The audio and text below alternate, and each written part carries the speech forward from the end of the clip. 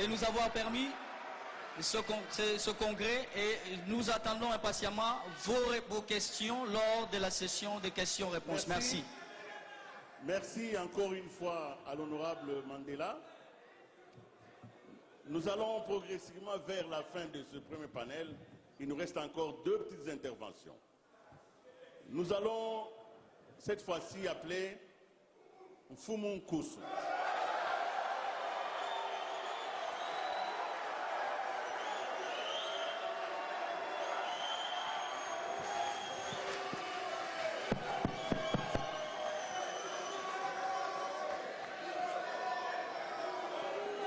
Alors, s'il vous plaît, pour ceux qui ne le connaissent pas, c'est un chef spirituel. Alors, je vous en prie, il va nous parler à partir de là où il est assis. Merci.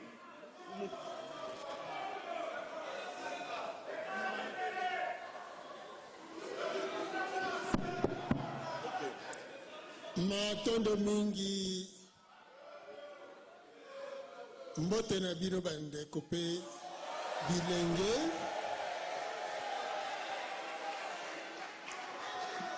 tozongisi yambo matondo na ba organisateur ya maye oyo babongisi na mokolo ya lelo 65e anniversaire ya indépendance ya Congo tozali liboso ya bino bilenge lelo pe na lobi ezoya na sima lobi ezali mikolo misato lelo bakangaki ya Kimpavita basambisaki ye lobi le 1er juillet bongo le 2 juillet nde batumbaki bango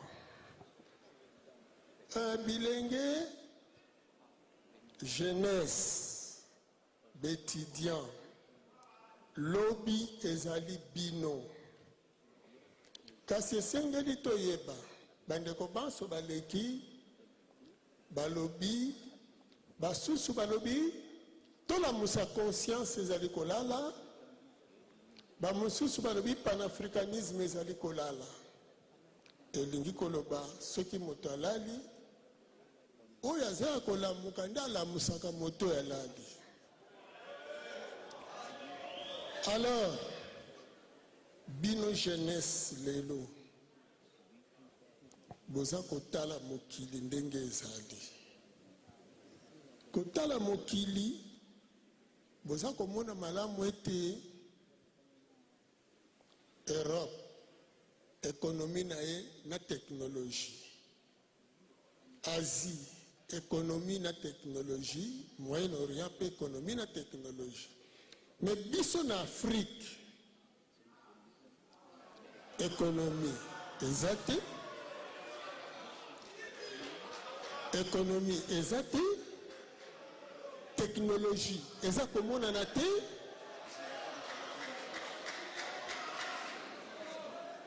nini ezali elingi koloba ete ndenge soki todefi monoko ya bato wana n'y a pas de fait sans cause eza na ba cause oyo ezobota biloko wana yango wana soki lelo toza kolobela indépendance esengeli toyeba mpona nini toluki indépendance parce que colonisation ezalaki mpona nini colonisation esclavagisme eyaki koya yango toza koluka indépendance or banani baesclavagize biso mindele baesclavagize biso elingi koloba sikoyo te yambo mondele aya tozalaki libre tozalaki indépendant mais na kati ya liberté tozalaki kodépendre na tata mokelo akeli biso. Alors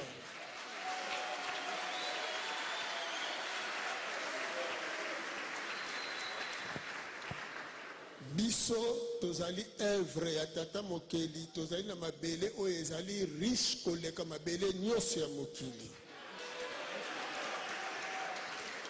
sikoyo tozali pe konyokwama koleka mokili mobimba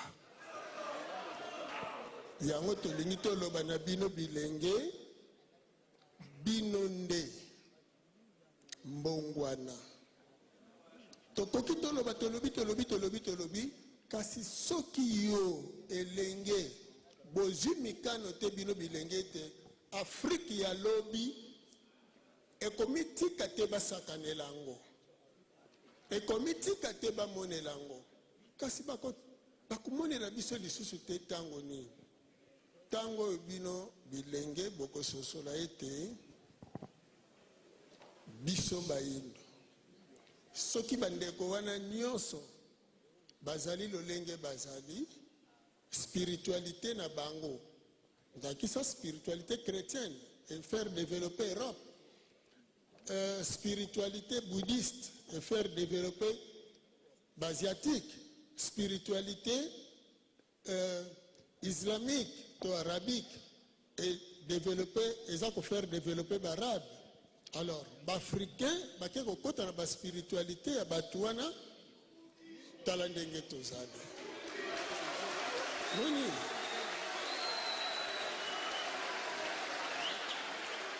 Sikoyo, il faut tozonga sikoyo na spiritualité na biso.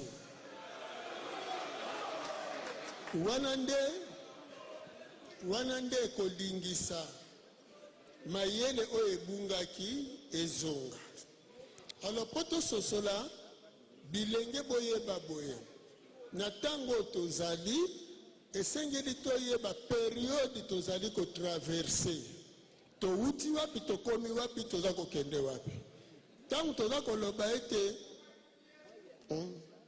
toza na posa ya mbongwana toza na posa tozala malamu bino bilenge bokondima susu kokosama te alors po bondima kokosama te esengeli boyeba lokute eza ngambo nini solo mpe eza ngambo nini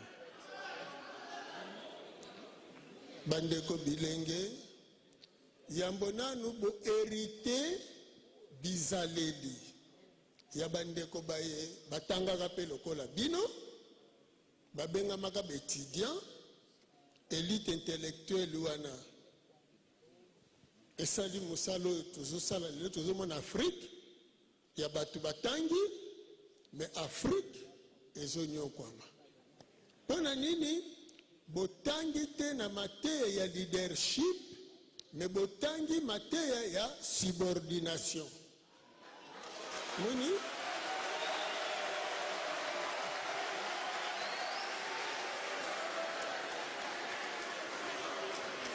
donc bazotangisa bino mpo boservir mundele nzoka il faut bokende na leadership bino bauniversitaire esengeli bososola boye omoni ntango tozotanga na bomwana totangi na ekole toye wana étude du milieu toyeba mokili oyo toye après ekole tokomi na institut lokola na humanité te tokende na humanité wana tokomi baélève baza kolakisa biso po tosala misala mais une fois na université tokomi na univers mokili kuna univers ya création do bino bilenge fo bobanda kokela et non to continuer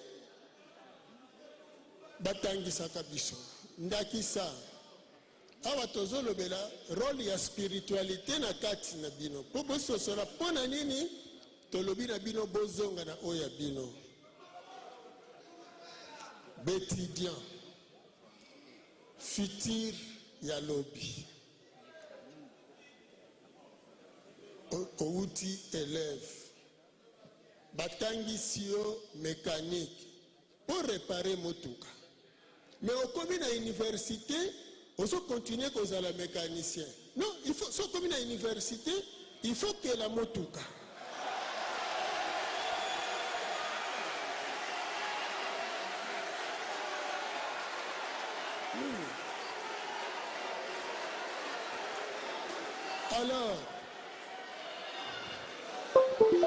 tozosolola na bino awa tozokoloka awa tozosolola na bino en tant que participant mwana étudiant na académie de mauvais arts sikoyo asali ekeko esimbi mbeli esimbi pau ake koexpose yango bakosomba bango mokoloni me soki asalaki bapau asalaki bakongo bambeli ti kosala batase ngambo nini akoki kokela meme basosiété omoni tozangi matière première te toza na yango mais par manque ya spiritualité céramiste azomela ti na tasse mais argile azokoko transforma yango te yango wana bandeko na ngai lokola tozokoba ti lobi tokoconclure boye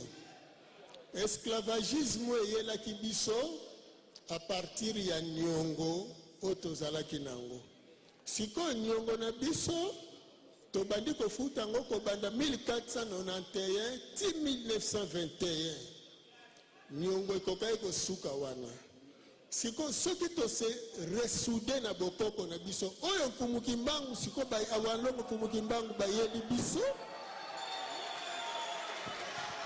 nde sikoyo tokozonga en tant que étudiant okosala recours na spiritualité na bino po inspire bino pe sikoyo bokota ntango bokosala barecherche bokoki te kotangaka babuku wana eza bacompilation recherche fo batiela bino bamoyen ekopermettre bino boyeba kokota na baminere matondo mingi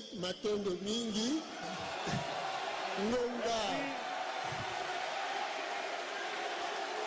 merci.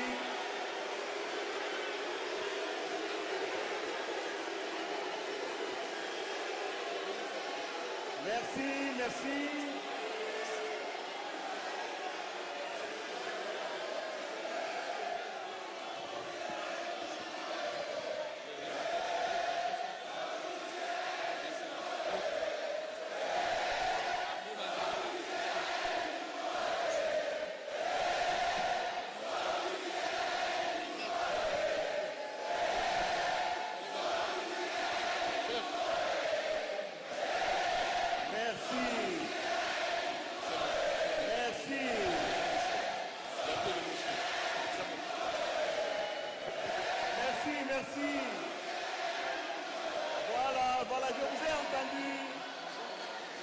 Merci beaucoup d'avoir apprécié l'apport de Fumukusu. Merci. Il est encore là. Il parlera encore. Vous poserez des questions. Merci vraiment, merci. Voilà, s'il vous plaît.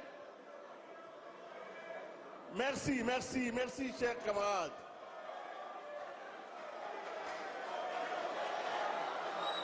Merci.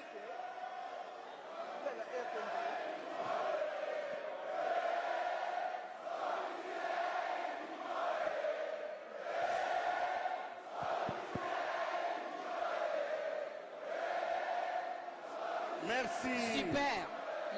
S'il vous plaît, camarades étudiants. Camarades étudiants, s'il vous plaît. Camarades. Sinon, Willy, vous permettez que je parle à Willy? Il y aura... C'est le premier jour, hein? On est ici 3 jours. Il y a demain, il y a après-demain. Et donc, Fumukusu sera là pour encore nous parler. Et il y a des questions, qu'il y aura des questions. Et donc, soyez calmes. On poursuit avec le prochain panéliste. S'il vous plaît. Et puis on reviendra. Je vous en prie. Respectons le programme. Camarades, nous devons respecter le programme.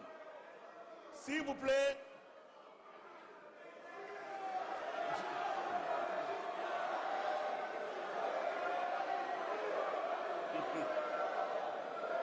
S'il vous plaît, camarades étudiants. S'il vous plaît. Non. Nous devons rester disciplinés. Nous devons rester disciplinés et respectueux. Camarades, s'il vous plaît. Le camarade avec... Merci d'avoir écouté. Nous devons rester disciplinés, respectueux de nos hôtes et de nos invités. Nous avons un invité qui a fait un très... On va donner la parole à Mfumu Kusu pour répondre. Nathan Domingi. Écoutez-le.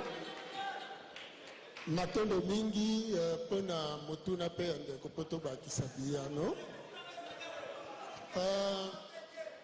Panafricanisme ekosunga biso na évolution na lolenge kani. To bandela nanu kososola ete Afrique otozali lelo cartographie otozali na yango eza ya biso te ezali ya conférence de Berlin. Esika mindele bakabolela ki biso. Alors soki na kati na biso tokoboma nanu molimo ya komona ete okuna angolais, okuna nigérien, centrafricain, tout cela ete o wana eza mapango mindele bakelaki. Siko soki tozongi na kati na biso koloba na ndeko no moyindo koloba teke oza moninga na ngai me yebisa ye oza ndeko na nga.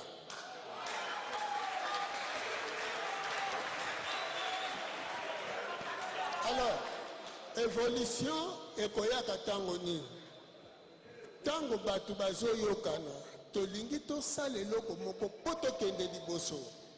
Kasi tango batu bazomona ete nga naleki yo, bokopusana te. Or, panafricanisme, soki tokoti na aile spirituelle, tokososola ete tozali kaka batu moko na kati na biso. Oyo ezangi nga eza epa ndeko na ngai, oyo ezangi epa ndeko eza epa na ngai. Tosangisa yango po tokende liboso eno bapesi yo mosala te ye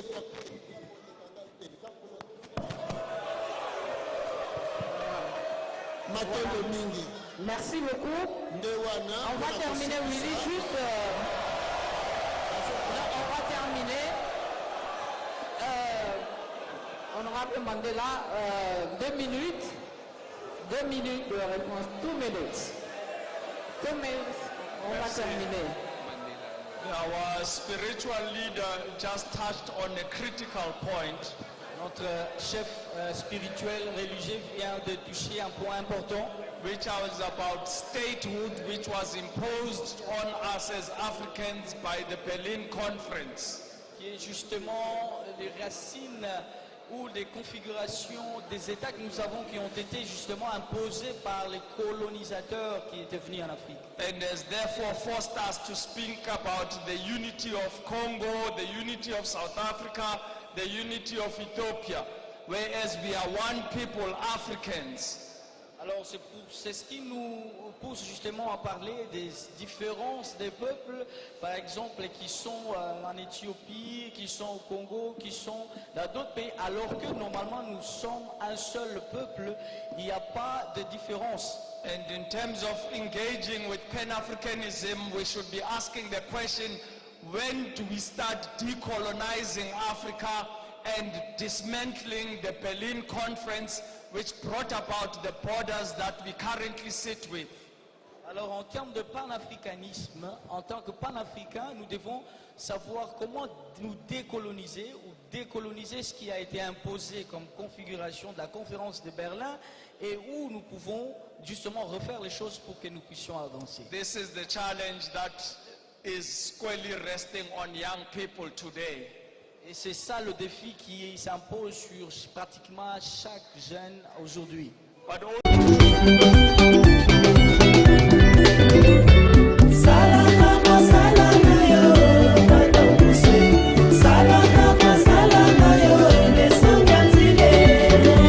Tata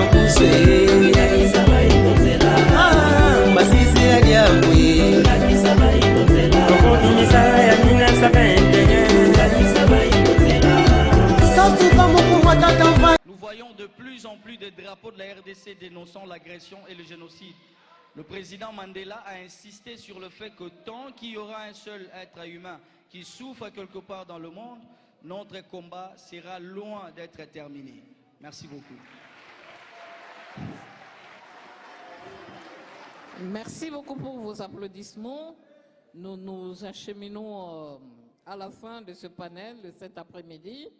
Et maintenant, nous allons passer la parole à Mfumu Kusu pour nous parler de la spiritualité africaine qui devrait pouvoir nous donner la force de l'âme pour pouvoir affronter tous ces défis. Matondo mingi na nengwa kanimbo wana bopesi biso maloba mbote mingi pona bino bandeko banso matondo mingi batata banengwa bilenge lobi ya Afrika yambo to banda masolo tosengi na nzambe ya bakoko apesa bino mapamboli makasi bino banso.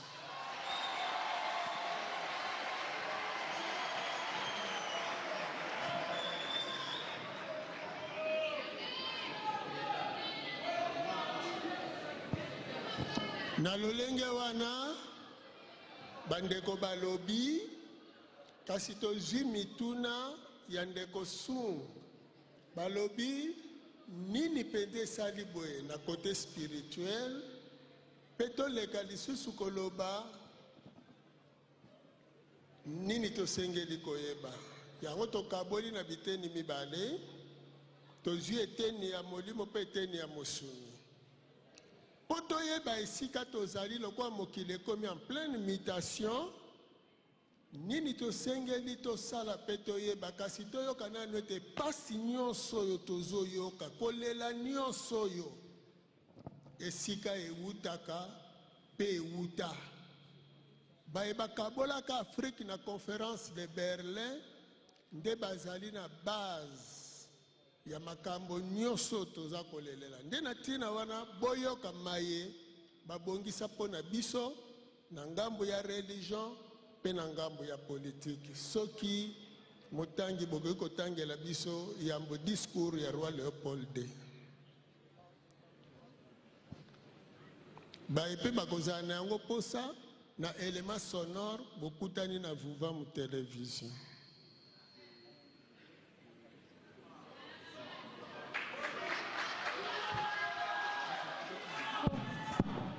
Merci beaucoup. Alors, je vais lire les discours du roi Léopold II à l'arrivée de premiers missionnaires au Congo, devoir de prêtres et pasteurs belges dans cette partie du monde en 1883. Discours prononcé ici au Congo par M. Rankin. Soyez le bienvenu dans cette partie du Congo belge. La tâche qui vous est confiée à remplir est très délicate et demande beaucoup de tact. Prêtres et pasteurs, vous venez certes pour évangéliser, mais que cette évangélisation s'inspire de notre grand principe, avant tout, les intérêts de la métropole. Le but principal de votre mission n'est point d'apprendre aux nègres à connaître Dieu.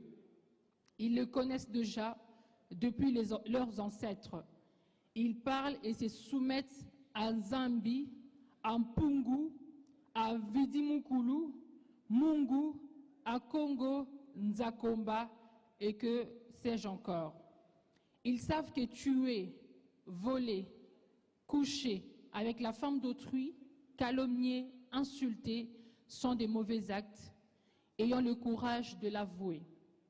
Vous venez non pas pour leur apprendre ce qu'ils savent déjà. Votre rôle est l'enseignement de faciliter les tâches aux administratifs et aux industriels, c'est-à-dire que vous interpréterez l'Évangile de la façon qui sert mieux nos intérêts dans cette partie du monde. Pour ce, veillez désintéresser nos sauvages noirs de richesse dont regorgent leur sol et sous-sol, pour éviter qu'ils s'intéressent, qu'ils rêvent un jour à nous déloger de cette partie avant qu'on s'enrichisse et qu'il nous fasse une concurrence meurtrière. Votre connaissance de l'Évangile vous permettra de trouver des textes recommandants et qui font aimer la pauvreté, tels que « Heureux le pauvre en esprit, car le royaume des cieux est à eux. Il est plus difficile à un riche d'entrer au ciel qu'à un chameau de passer par les trous d'une aiguille. Vous ferez tout pour que le nègre ait peur de s'enrichir pour mieux mériter le ciel. Il ne faudra pas que le nègre riposte ou se nourrisse de vengeance. Pour cela, vous les enseignerez par tous les moyens et les inciterez à suivre l'exemple de tous les saints qui ont tendu la joue, qui ont pardonné les offenses, qui ont reçu de crachats sans tressaillir et les insultes, les détacher et les décourager de ce qui pourrait leur donner le courage de nous affronter. Je songe spécialement à leurs nombreux fétiches de guerre qu'ils prétendent ne point abandonner. Votre action doit essentiellement porter sur le jeune, afin qu'ils n'héritent point les idées de leurs parents, et à nous désouligner les enfants qui devront obéir à ceux des missionnaires que plutôt obéir à ceux des missionnaires qui sont leurs pères spirituels. Ainsi, insistons particulièrement sur la soumission et l'obéissance comme aveugles. Cette vertu s'explique mieux aux élèves à croire et non à raisonner. Ce sont là, chers prêtres, pasteurs et compatriotes, quelques-uns de principes que vous appliquerez sans faillite. Vous en trouverez beaucoup d'autres dans les livres et textes qui vous seront remis à la fin de cette séance. Voici ce que je recommanderai à vous, prêtres et pasteurs blancs. Primo, évangélisez le noir jusqu'à la moelle des os afin qu'ils ne se révoltent pas un jour contre les injustices que vous leur feriez subir. Faites-leur réciter chaque jour « Heureux ceux qui pleurent, car le royaume des cieux est à eux ». Segundo, convertissez de noirs au moyen de la chicotte, gardez leurs femmes pendant 9 mois à la mission afin qu'elles travaillent gratuitement pour vous. Convertissez-le s'il faut, exigez ensuite ce qu'ils vous offrent, de chèvres, de poules avec les œufs chaque fois que vous visitez leur village. Troisièmement, faites tout pour que le noir ne devienne jamais riche. Pour ce faire, chantez-leur chaque jour qu'il est impossible à un riche d'entrer dans le royaume des cieux. Faites-leur payer chaque semaine de taxes à la messe de dimanche. Détournez ensuite cet argent prétendument destiné aux pauvres pour avoir de magasins importants là où vous êtes. Procure, paroisse et j'en passe. Et transformez vos missions en gros centres commerciaux florissants. Quatrièmement, aidez légèrement le pauvre pour encourager les autres à investir régulièrement. Demandez aux Noirs de mourir de faim et vous autres, vous mangerez 5 fois par jour ou plus afin que vos ventres soient toujours pleins de bonnes choses et vos bouches exhalent partout l'odeur des oignons. Cinquièmement, instituez pour eux un système de confession qui fera de vous de bons détecteurs pour dénoncer tout noir qui aurait pris conscience et qui pourrait revendiquer l'indépendance. Sixièmement, enseignez-leur une doctrine dont vous ne mettez jamais vous-même en pratique. Et peut-être s'ils vous demandent pourquoi vous vous comportez contrairement à ce que nous faisons, et s'ils repliquent en disant qu'une foi sans œuvre est une foi morte, fâchez-vous en appliquant le fouet tout en leur répondant « Heureux ceux qui croient sans protester, heureux ceux qui croient sans avoir vu, ils seront fils des dieux. » Septièmement, dites-leur que les statuettes qu'ils gardent chez eux sont les œuvres de Satan. Confisquez-le pour remplir nos musées et du Vatican. Huitièmement, faites-leur oublier leurs ancêtres afin qu'ils n'adorent que le nôtre, qui ne les écouteront jamais. Par exemple, Sainte Marie, Sainte Thérèse, Saint Luc et j'en passe.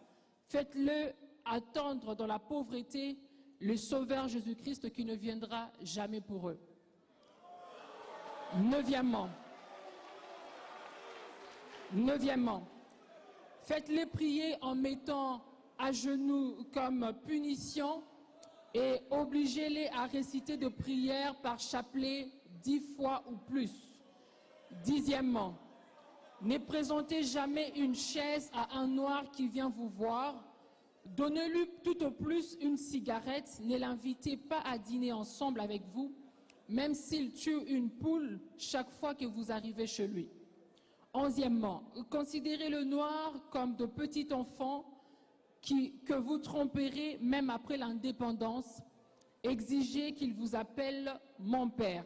Et 12e, pour finir, jurez au communisme et à la persécution s'ils vous demandent de céder, de les tromper et de les exploiter.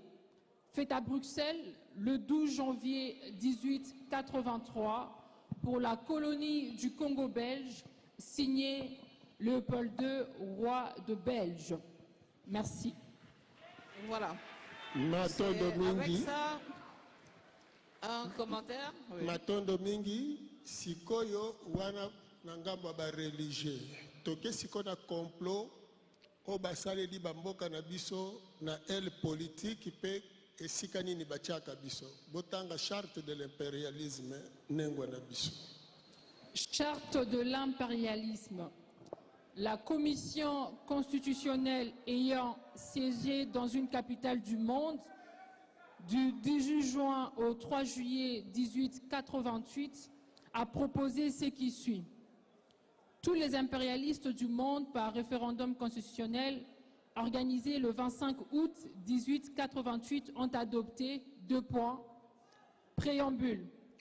Proclamons notre adhésion à la charte de l'impérialisme et à la déclaration universelle de droit de l'impérialisme soucieux de maintenir le pays du tiers-monde dans la misère, la division, la guerre, la confusion et l'anarchie.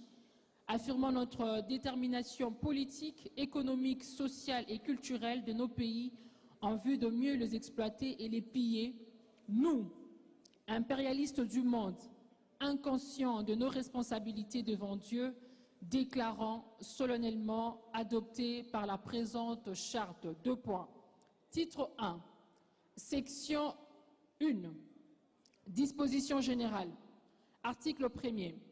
Aucun pays du tiers-monde ne peut constituer son État souverain. Article 2. Tous les pays du tiers-monde sont divisibles et leurs frontières déplaçables selon notre volonté. Article 3.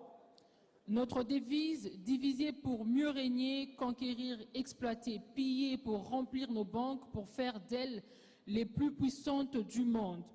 Article 4. Tout pouvoir dans les pays du tiers-monde émane de nous, qui l'exerçons par pression sur les dirigeants qui ne sont que nos marionnettes. Aucun organisme du tiers-monde ne peut s'en attribuer l'exercice. Article 5. Tous les directeurs du tiers-monde doivent forcément placer leur argent dans nos banques pour la sécurité de nos intérêts. Cet argent servira de dons de crédit accordés par nous-mêmes comme assistants du développement. Section 2. Du régime politique. Article 6. Seul un gouvernement établi par nous est légal et démocratique. Tout autre gouvernement non issu de nous est illégal et dictatorial, quelle que soit sa forme. Article 7. Tout gouvernement qui oppose la moindre résistance à nos injonctions perd par le fait même sa légalité. Article 8 de la section 3 des traités et accords. On ne négocie pas les accords avec le pays du tiers-monde, on leur impose ce qu'on veut. Article 9. Tout accord conclu avec un autre pays ou une association sans passer par nous est nul de fait. Titre 2. De droits fondamentaux. Article 10. Là où il y a nos intérêts, le pays du tiers-monde n'a pas de droit. Dans le pays du tiers-monde, nos intérêts passent avant la loi. Article 11. Peuples du tiers-monde n'ont pas d'opinion ils subissent notre loi. Article 12, on ne parle pas de génocide ou de massacre là où il y a nos intérêts. On ne parle pas de génocide ou de massacre là où nos intérêts sont garantis, même si le nombre de victimes est très important. Article 13. D'autres pays n'ont ni culture ni civilisation sans se référer aux nôtres. Article 14. La liberté d'expression et la liberté d'association n'ont de sens que dans le pays où les dirigeants s'opposent à nous. Titre 3 de finances publiques. Article 15. Dans le pays du tiers-monde, nul n'a le droit de mettre dans leur banque un montant dépassant 2 millions de monnaies. Lorsque le montant dépasse 2 millions de monnaies, on le dépose dans une de nos banques pour que le bénéfice retourne au tiers-monde sous forme de prêt ou d'aide économique en espèces ou en nature. Article 16, avant de finir, n'auront droit à l'aide précitée que le pays dont les dirigeants font une soumission totale à nous. Titre 4 de la révision de la charte, pour finir. Article 17. L'initiative de la révision de la charte appartient concurremment aux impérialistes unis et de OTAN. Article 18. La charte relative à l'exploitation de pays du tiers-monde pendant la période de la guerre froide est abrogée. Article 19. La présente charte entre en vigueur le jour de sa promulgation. Fait à Washington le 25 août 1888.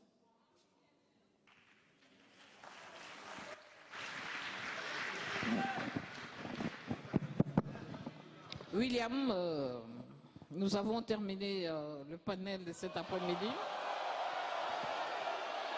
Maintenant, nous avons... Nengwa, pesa biso ata mwa ngonga muke. Ah, ok. Pesa biso ata mwa 2 minutes kaka. Matondo. Matondo mingi bandeko.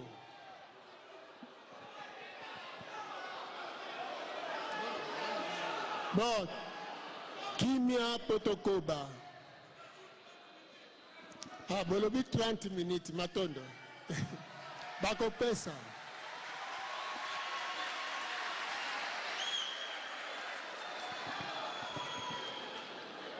Tokolikia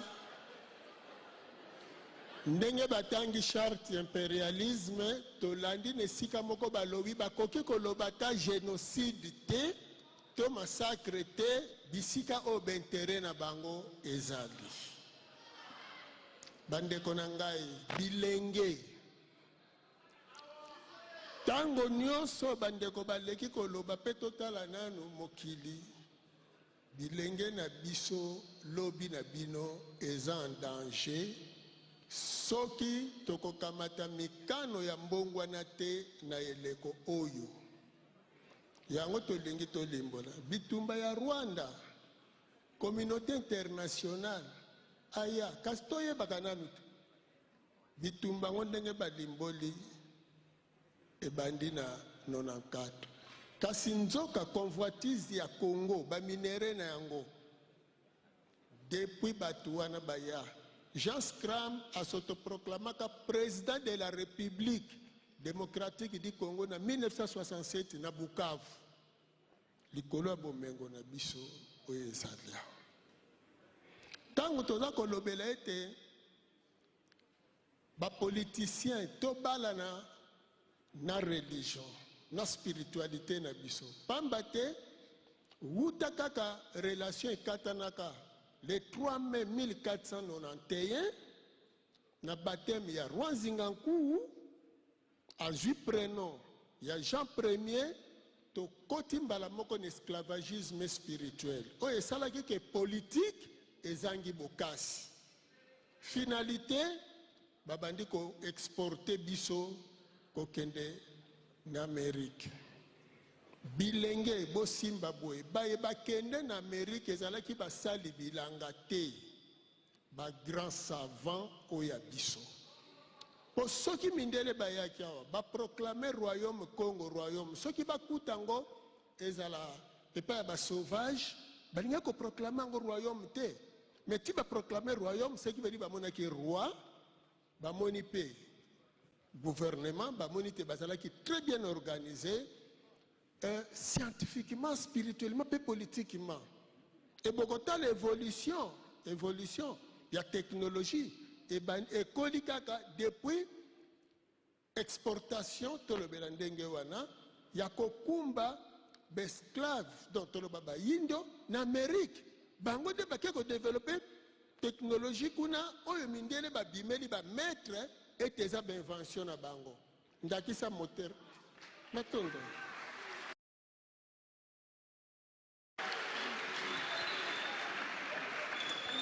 moteur à combustion, téléphone, dactylo, biloko eze belé, même frigo, biso ba yindo batuto keli yango kuna.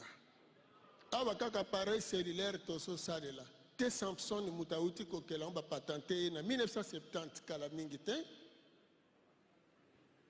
Yango tozo limbola. Uta wana nanu relation ezongi te parce que relation linga ke ezonga na 1921 tangu walongo mfumu kimbangu na biso ayaki po azongisa biso na contact na mokili na biso ya molimo lokola bozali awa na kati na bino ba savant bazali na kati na oui ba savant bozali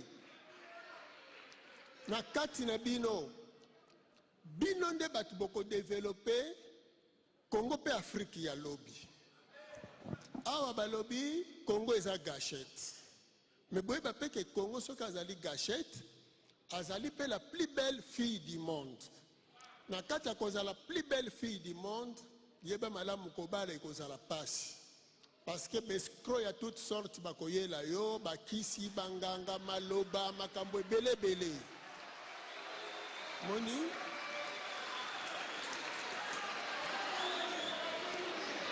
yango bomoni Congo ezali trop envahi bakomelisa bilenge bakolangusa bilenge bakotia ba film ekokomisa bino awa kaka ba braquage otozo vivre mais ezali ba film oyo yesikoyo ya banani ba oyo ba film ya Nigeria eboti ba braqueur oyo ba yanke ba botami na ba film western ba kuluna na ba film ya ba chinois ba machette toleki Rwanda oyo tozolobela lelo Rwanda za kuatake Congo toyeba origine ya Rwanda uta wapi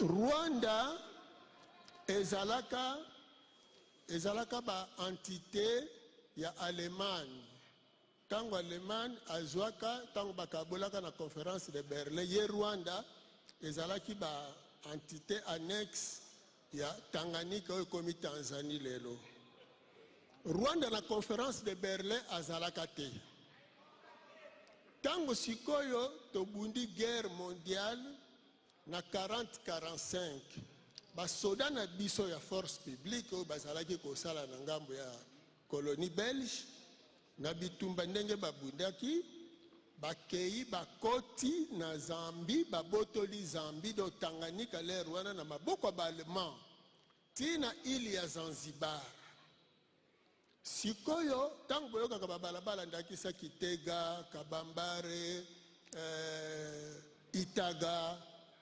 Banyanza ezali bamboko eza na Tanzanie tango boyoki Sayo Birmanie ezali bamboko yo anciens combattants na biso donc d'ailleurs Belgique fa futa bango a dédommagé bango sikoyo biso tozwi ili ya Zanzibar logique siko ba Belge il fallait ba diriger nde Zanzibar wana lokola Tanzanie ezalaki na kati nde basali sikoyo te bapesa ba Belge Rwanda na Burundi nde sikoyo Anglais ba récupérer Tanzanie na Zanzibar. Na tango wana bakulutu po balinga kobeta masolo te toyebi te ponda nini. Tango ba annexe Rwanda na Burundi na ngambo ya Congo Belge, misolo o tozalaki kolia bakoma même Banque centrale du Congo belge et Rwanda Urundi. Rwanda ezalaki ko dépendre na Congo belge lokola enclave de Kabinda ezalaki ko dépendre na Angola. Sikoyo bamindele na manaka na bango. Tango tosengaki indépendance logique. Tango bapesi ba proclamer indépendance kolandela ngonga masolo eza milai kasi tozo kata kata. Rwanda wana na Burundi il fallait d'autres baka tant tozui bazalaki ko dépendre kaka na Congo. Mais lokola administration ezalaki kuna biso tozalaki ko nommer lisusu te. Mais administration na bango kozala na bango bazalaki nanu zone annexe et pas na biso. Mindele lokola bazalaki na plan bamoni ke Congo aza na ba minéraux ebele ezali riche esengeli baluka lolenge nini bomengwane kosalela ya bango. Bokomona Angola tango azwi indépendance bapesi ye enclave de Kabinda. Biso tozwi indépendance basede Rwanda na Burundi. Tango bayekoli bokomona ete Rwanda azwa indépendance bango na Burundi lelo le 1er juillet 1962, donc 2 ans après. Bayekoli bamoni te oui topesango balongwa na Congo po toko utiliser ye Rwanda wana.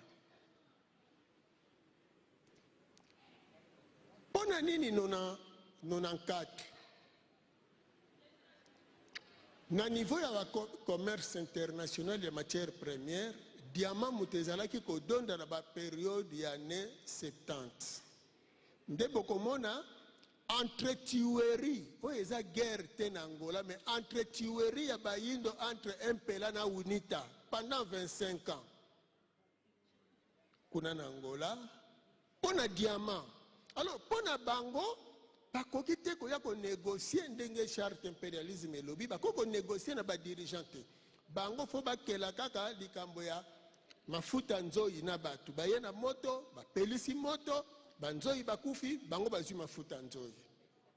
Bokomona ete exploitation ya diamant ezalaki makasi na ngambo ya Savimbi kuna na Wambo na Angola.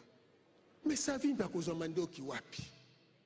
Tango baza kozwa diamant wana nyonso Savimbi akende kobomba bomengo na poto.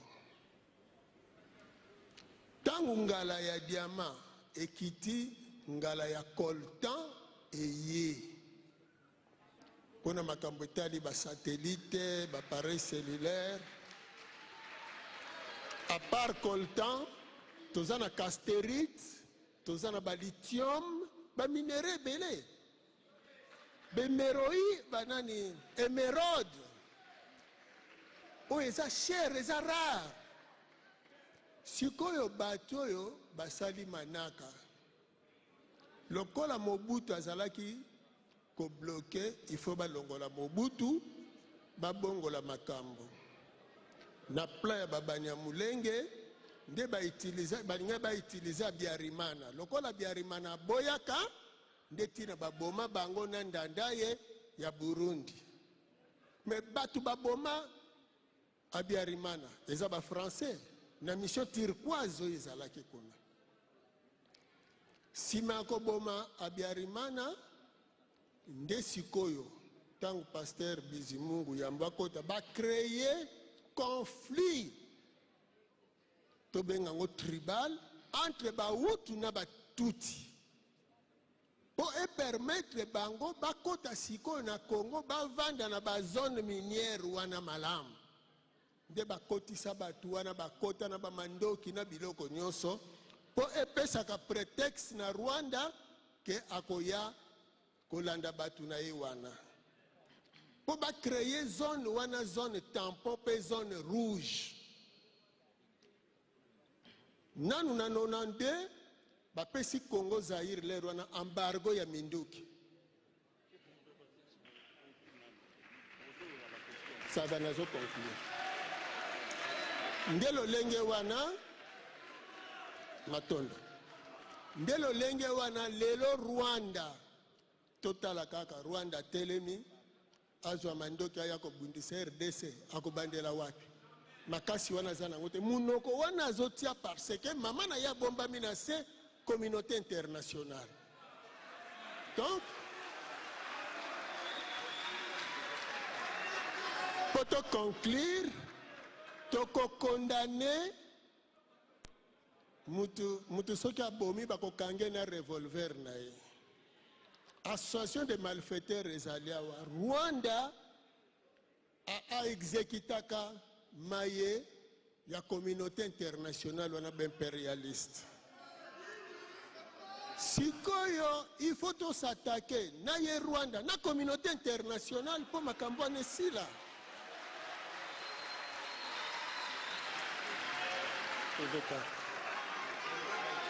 tokufi mingi tokoliki ete na ngambo ya mituna tokokoba kasi tokoloba na bino bilenge masolo eza milai ekosuka lelo te baconférence mosusu ekozala organize matondo mingi bokasi mpe nguya ezala na bino.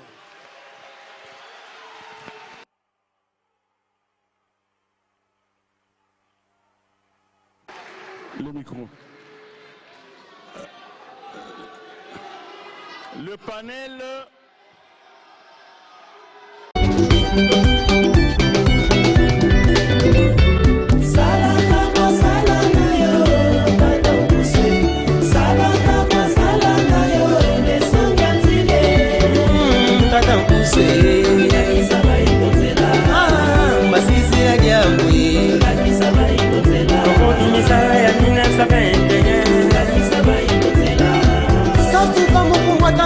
Merci, professeur Konga.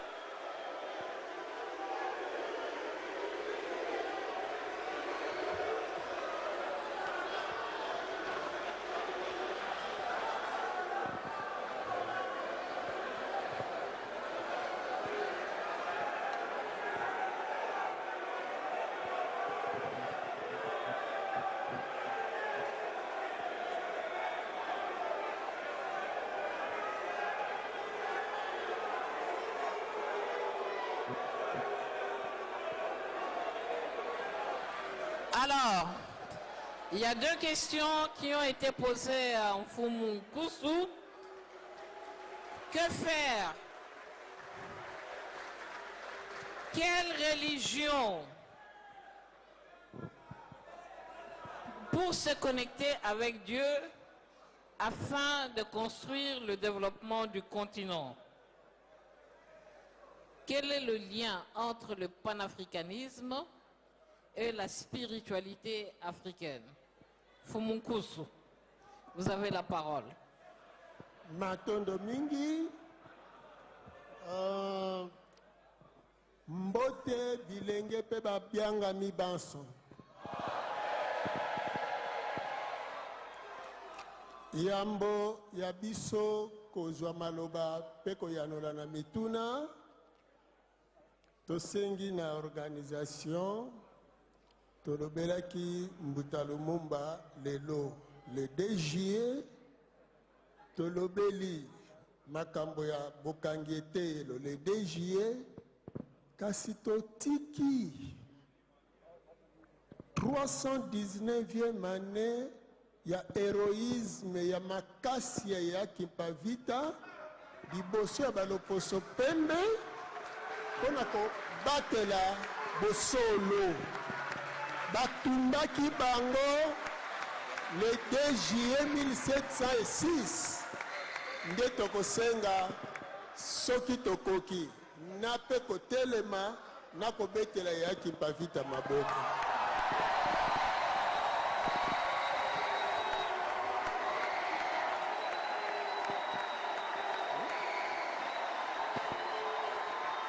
Bakoki na lokumu solo.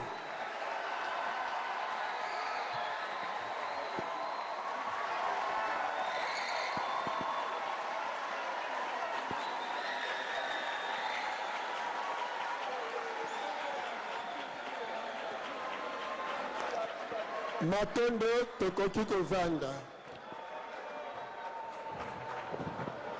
Matondo.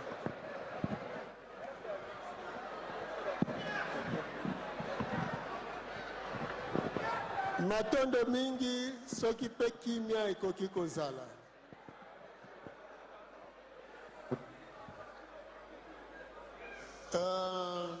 Na mituna batuni biso pona koloba religion nini tozali ko proposer pe mateya nini to système nini ya été le koki ko sala ete poto banda kokela mituna ngo nyonso mibale balani bongo tokoyanola en tant que chef spirituel continuateur ya œuvre spirituelle pe ya libération ya bayindo na nzela ya balongo kimikimbamu.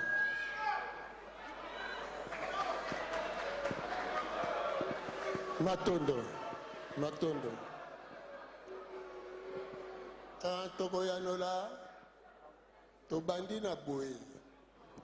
Bosangani oyo bomoni ezali mopepe ya sika pona Afrika. Lelo ezali mokolo oyo bilenge tozwa yango na serie nyonso. Pamba te mokili ezali en pleine mutation. Europe eza na décadence, Asie ake na émergence, biso na renaissance, tozo botama. Yango bomoni spirituellement tosangani awa Afrique de l'Ouest, Afrique de l'Est, Afrique centrale et Afrique du Sud. Quatre forces oyo longola Afrique du Nord po pambata Afrique du Nord ezali lelo na barabe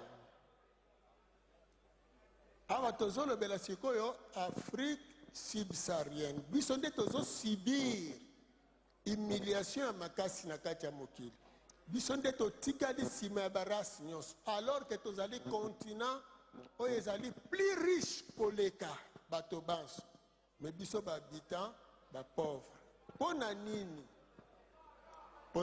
nde wana sikoyo tokende na koyanolaka représentation bomoni esalemi ezali pamba te Afrique du Sud azo représenté politique, Afrique de l'Ouest science, Afrique de l'Est longengo ya kobanda ya moi, Afrique centrale spiritualité.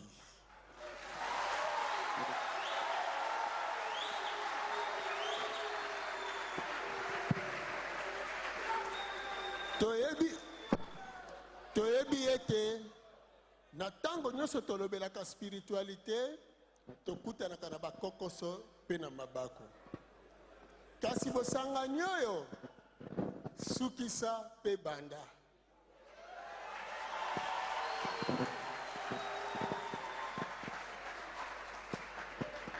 bato nyonso bazali awa na bino bilenge na bapaneliste nyonso mpe bamodérateur oyo tozali awa boyeba ete tozali kobanda tango ya sika baréincarnation ezali awa pour ne permettre un nouveau départ ya continent africain. Matondo ndeko Kalengai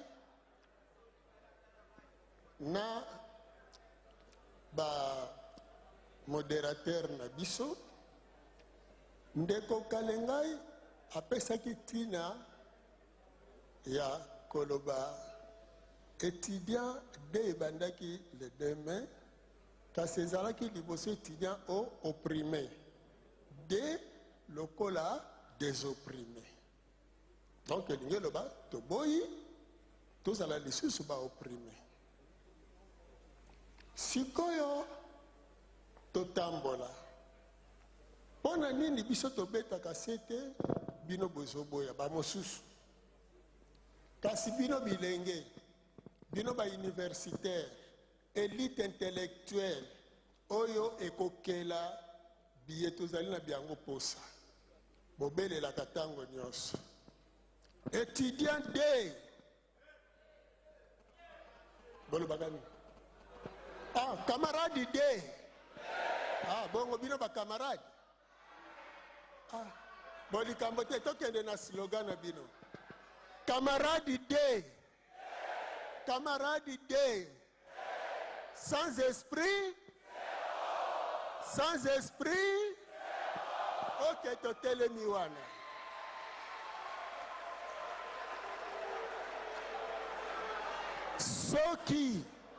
soki sans esprit zéro elingi koloba moto ya zangi esprit na ye aza lokola moto aliboma akoti na état d'inconscience parce que esprit maître na ye azali te esprit étranger ekoteli ye yango wana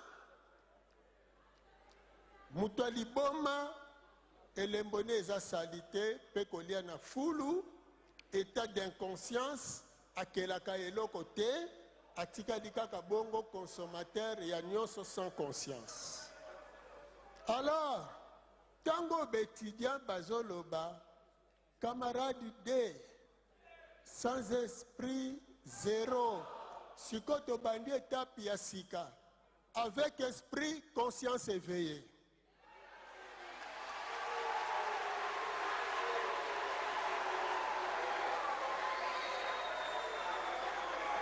Camarade D,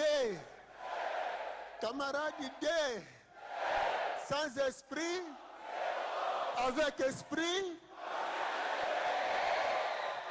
Matondo. Sikoyo, tozoya pona koyanola. Tango nini, esprit na biso elongwaka. Tango bapaya baye na 1491 awa popamba te royaume Congo bato bazokanisa ngo ezali na ngambo ya Congo central te royaume Congo ekendeki ti na Cameroun, Gabon, omati ti na bangambo ya Équateur bola na badessin wana bazosalela bino na babuku te. The next step Afrique ezalaki moko bampire wana nyonso boza koyoka baroyaume ezalaki sude kasi motema nde ezalaki royaume Congo yango Congo démocratique to na cartographie ya lelo Congo atikali siko motema wana oyo esengeli te na kati na ye a refonctionner po bomo yezonga na Afrique na lolenge wana bilenge tangu loposo pembe ye tangu kaka batizaki roi ya motema ya Afrique akati relation na spiritualité na biso état d'inconscience ekoti tango babateme ekoti bokomona ete mbala moko mutu mundu bakomi komema ye na Amérique na état d'inconscience ake koservir a perdre technologie na ye a perdre science na ye a perdre politique na ye a perdre bomoto na ye nyonso yango ekoya kosuka plus tard bake kokabola continent africain sans baafricain bazali te mpo na nini mpo si bakoma b'inconscient sans esprit. Alors yambo ya koya mindele tozalaki kokela siko soki tolingi tozongela kokela ezosenga nini lokola tozalaki na 430 ans tosilisi nyongo Exode 12:20 wanlongo mpumuki mbangu baye po ba renouveler religion wana boyokani wana tozonga na religion africaine, religion de nos ancêtres oyo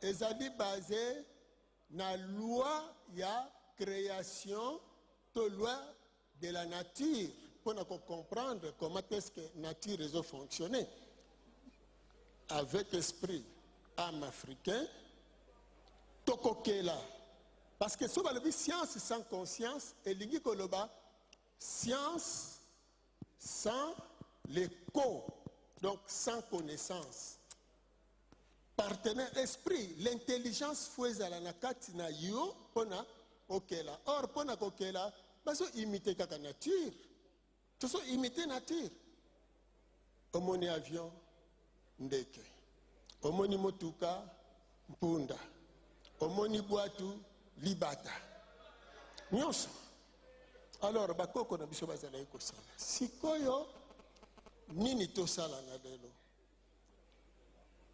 tokosenga tokozonga na kati na religion na biso po permettre esprit oyo ezalaki kokela ezonga na kati na bino.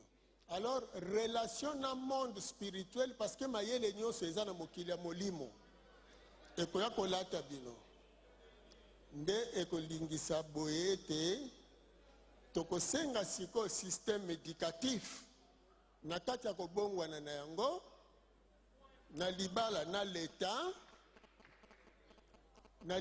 na leta ekosenga nini bana batanga d'abord na langue na lokota ya biso oyo esika bozindi ya boyebi ezali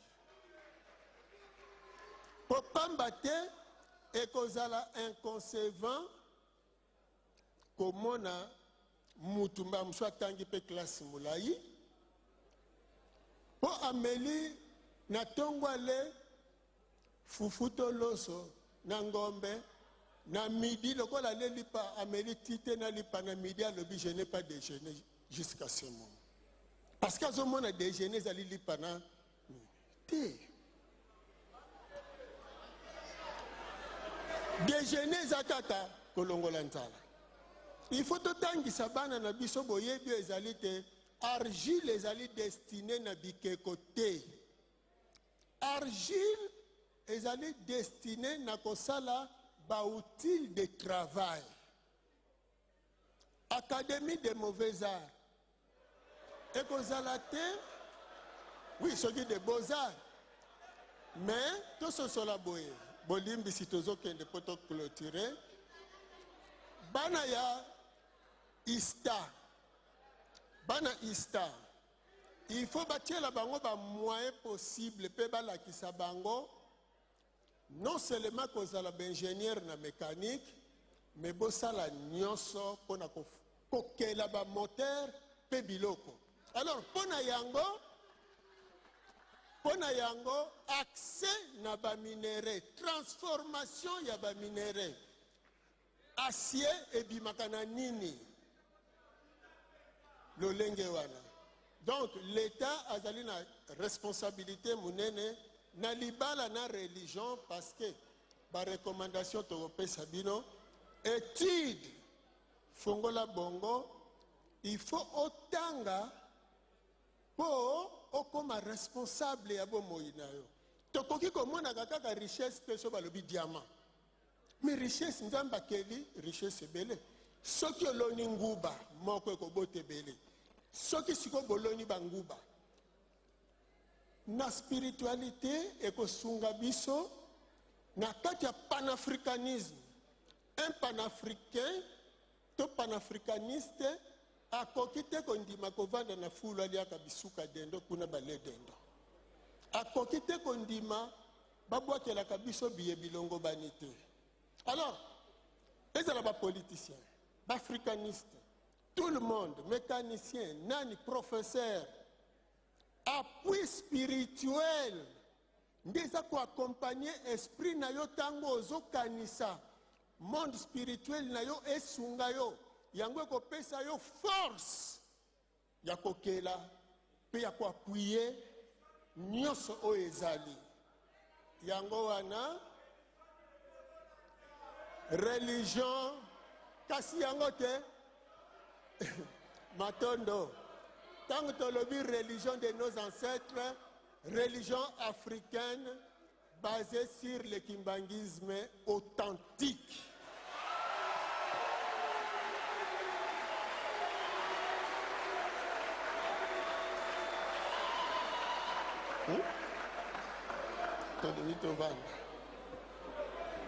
Ndena lolenge wana pona kati ya religion wana ezali kokundola evre nyonso lingi osala il faut osala recours nanu mosala nga nazosala nani asalaka yango po osala continuité. Europe ya lelo ezali continuité ya evre ya bakoko na bango. Moyen-Orient lokola Asie, Afrique lokola bakataka ye na bokoko na ye. Afrique azoko ako continuer te, azoko ako sala te. Alors moto nyonso ako telema, il faut yeba ndakisa lelo tozoloba tozo continuer œuvre Mbuta Lumumba, tozo continuer œuvre ya Intel, c'est bien bon, mais total na pe Mbuta Lumumba tant babomi Mbuta Lumumba message ekufi, babomi Sankara révolution ekufi. Donc ce qui babomi esili parce que nini bazo kuta ba inconscient, bazo kendela kaka na slogan. Or na bato yo ko animé, il faut bazala conscient, bazo ko accompagner yo consciemment. Ce ko kufi relève ezali continuité ya œuvre.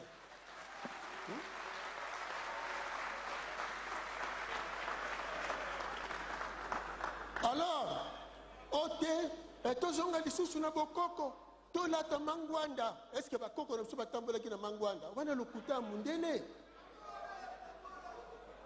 omoni nde wana na conscience éveillée. Il faut yeba sentiment o nazanango ezolulisa ki mundele liwa. Il faut elulisa yo boyindo po nzambe akelaki yo moyindo. Eto sengeli koyeba ete na nzambe tokolia naturel atondisela biso nyonso. Zala fier na loposo na yo pe biloko nyonso batiela yo parce que vie na yo est basée na biloko misatu: mai, mupepe na bilei. Ezala naturel. Tata Mokeli asalaka à travers sikoyo tozo sala Afrique ya sika. Na Afrique ya sika ba référence bozo que de plus na ba référence politique bien sûr. Mais siko tozo que la bilongi ya sika pour un renouveau. Alors il faut qu'on considère les banso bazotele malelo na biteni nyonso ezala na technologie, ezala na tolbaka science, politique, spirituelle, mais bazolobela bokoko lula œuvre ya ndeko na yo. Voilà.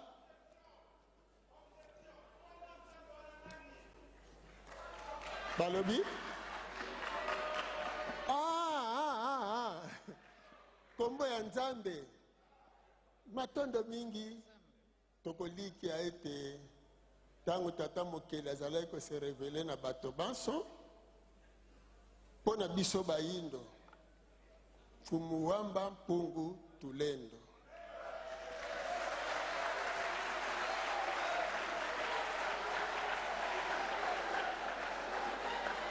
Bon,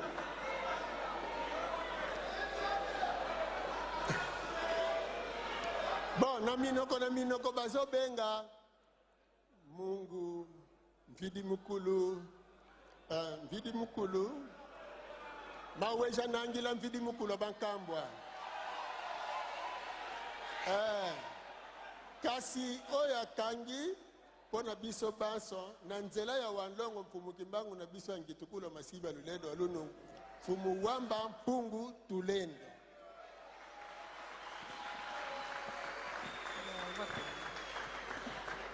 Alors, Afrique moko, on a biso ba africain nyos.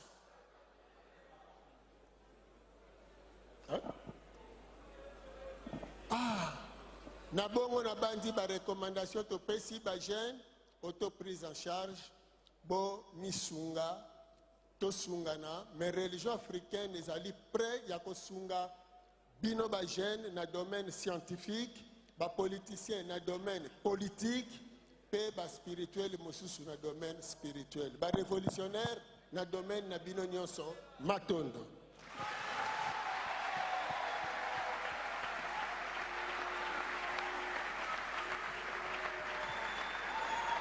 Président, est-ce qu'on peut bien applaudir pour le président de la République?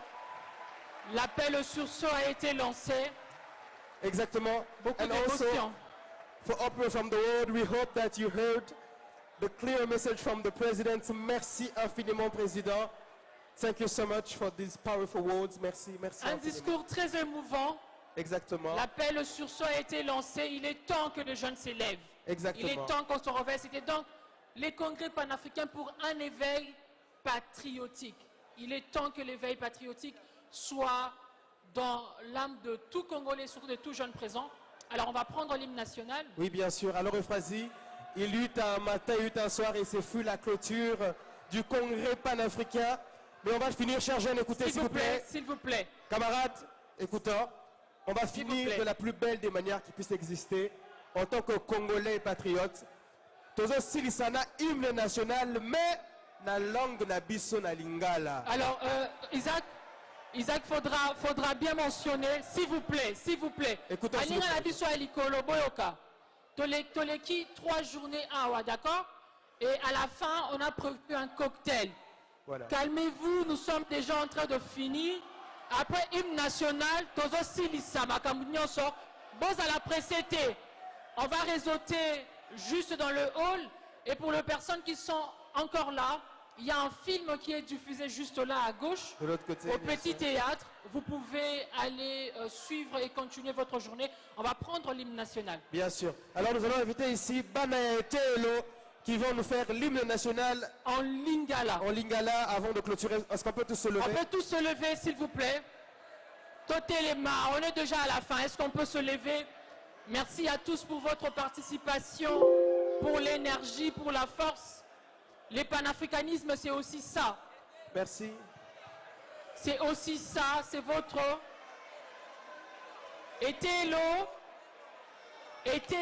Nengwa Mafuta. Merci. Totez les mains. Namoni Batumsusu Rapidement, Bafandi. merci infiniment. Merci. Ils vont se... C'est de jeunes qui Dans cette vont... composition, on va commencer. Nous allons finir notre cérémonie avec... On peut suivre, s'il vous plaît. S'il vous plaît. S'il vous plaît. Merci. Aidez-nous rapidement, s'il vous plaît. On va... Rapidement. Avant de continuer avec un moment de réseautage, nous rappelons que nous avons prévu un cocktail à l'extérieur à la fin. On va réseauter.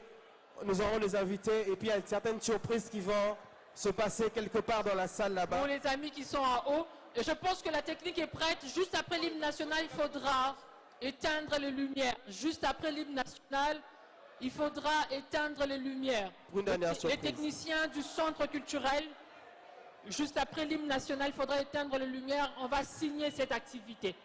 Rapidement. Merci à nos amis, merci.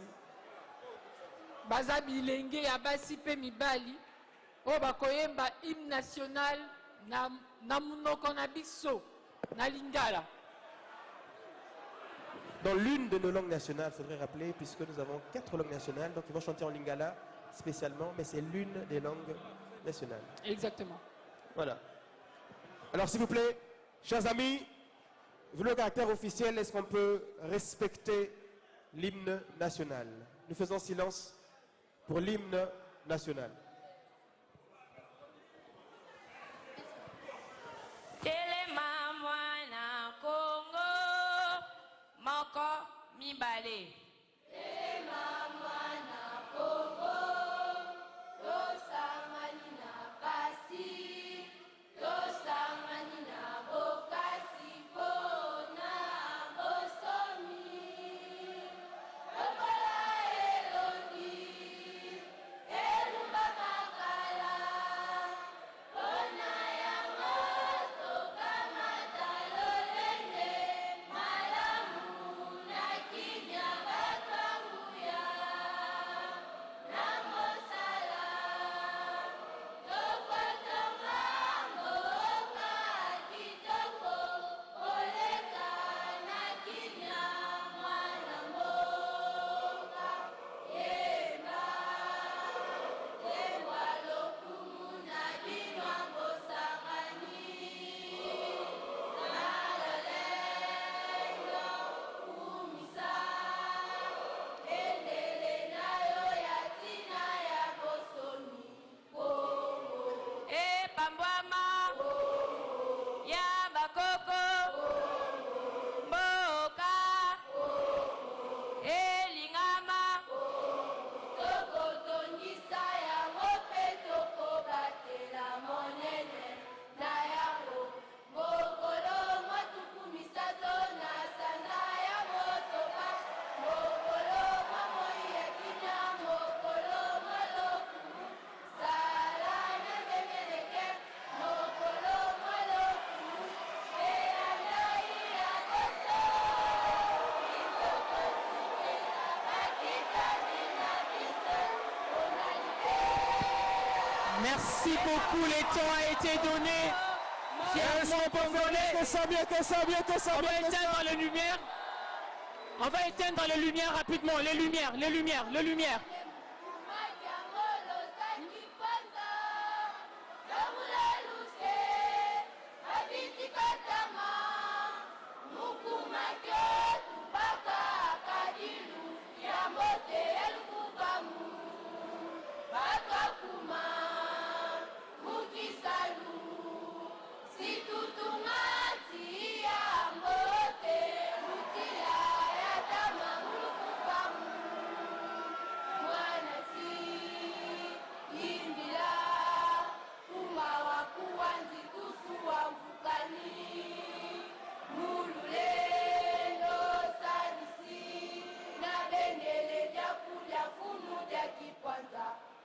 kabudisa kumuka, dibankulu, inti, izolakana, situsadisa toto apuye situtanina, uomba waku, kilumbu kya makumasato mumonda isambanu, kilumbu kya mumiwa kwena, kilumbu kya nzitusu, alandembani, kilumbu kya nzitusu, yekanyefi ya kipanza, siku sisi tasadijila zeto, welefu. Merci, merci, nous remercions. Merci, merci, merci. Merci infiniment. Merci beaucoup. Nous vous remercions.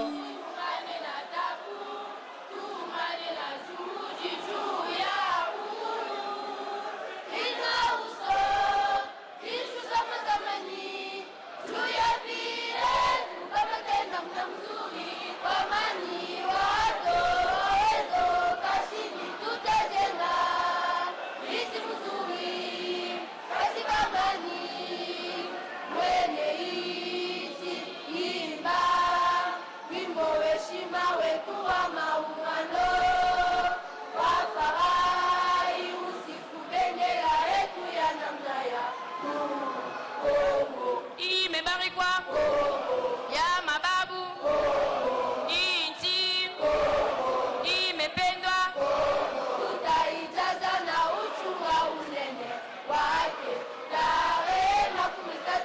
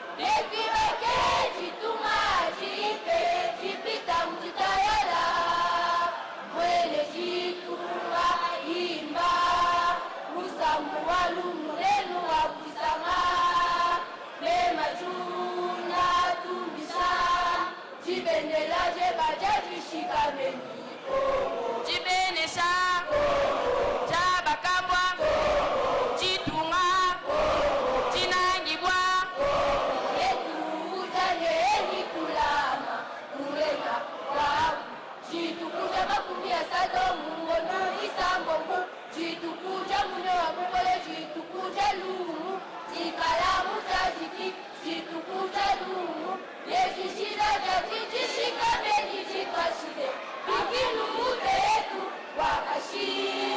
Merci beaucoup. Merci. Et quel honneur à Mafuta. Merci, merci infiniment.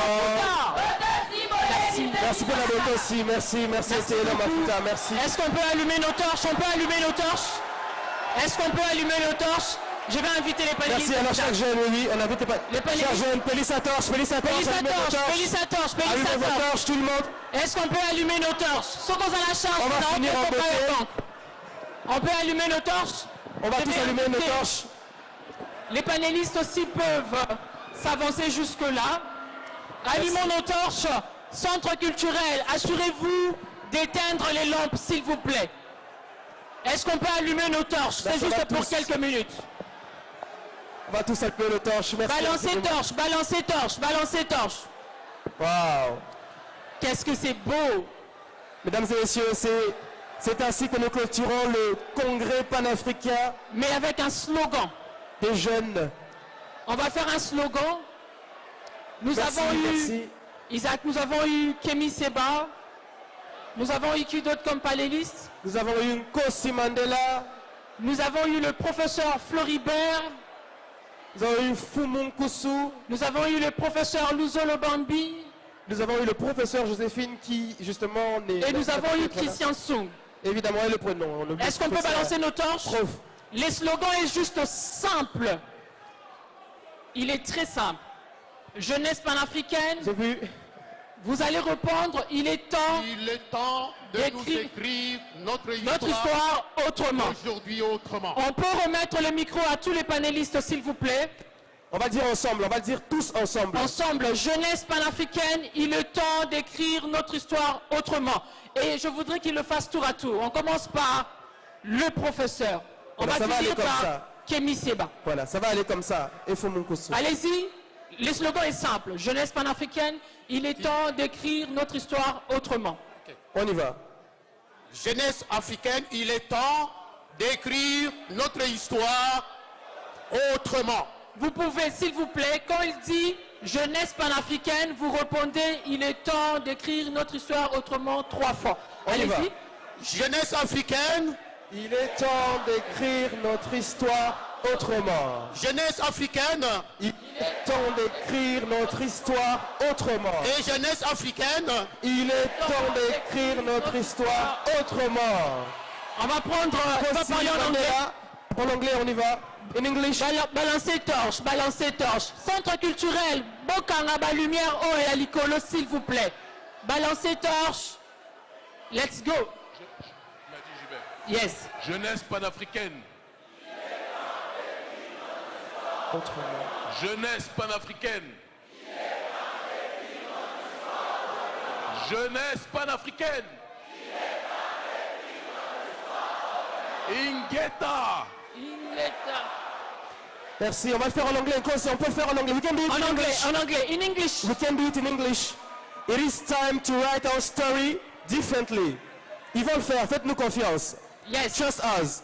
You can try, trust us. Let's go. It is time to write our own history.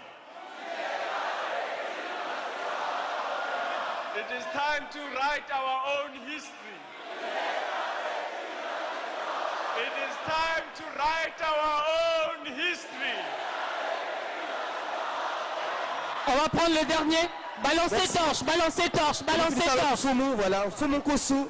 Balancez torche en attendant. Fumu Nkusu. Jeunesse panafricaine. Jeunesse panafricaine. Jeunesse panafricaine. Alors, est-ce qu'on peut acclamer? Est-ce qu'un jeune panafricain Merci à tous. On va le faire ensemble, Isaac. Avec vous. Avec vous, ensemble, on y va. 1, 2, 3. Jeunesse panafricaine. Jeunesse panafricaine. Avec Jeunesse panafricaine. panafricaine. C'était